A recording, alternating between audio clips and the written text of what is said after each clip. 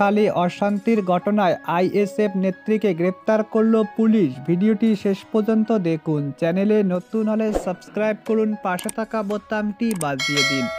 সন্দেশখালী অশান্তি ঘটনায় যুক্ত থাকার অভিযোগে জুবি শাহ নামে এক আইএসএফ নেত্রীকে গ্রেপ্তার করল পুলিশ।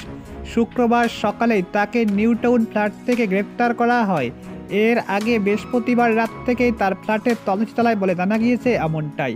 সন্দেশখালীর বিভিন্ন জায়গায় গ্রামবাসীদের প্রচারণা দেওয়া, মানুষকে একত্রিত করে বিক্ষোভ চলা বেশ কয়েকটি অভিযোগে শুক্রবার সকাল 6টায় তাকে গ্রেপ্তার করেছে পুলিশ।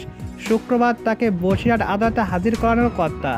আইএসএফ সমর্থক তথা জুবির বন্ধু নাতাশা একটি ফেসবুক লাইভে অভিযোগ করেন যে সন্দেশখালী 2 ব্লকে অশান্তি ঘটনায় যুক্ত ছিলেন বলে অভিযোগ করেছে পুলিশ। সেখানে জীবনে কোনোদিন যায়নি জুবি। পুলিশের রাজনৈতিক কারণে জুবিকে হেনস্থা করা হয়েছে বলে দাবি করেছে নাতাশা খান।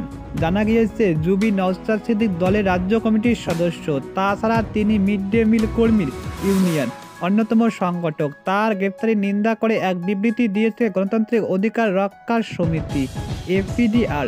জুবিকে দ্রুত মুক্তি দেওয়ার দাবি তুলেছে তারা।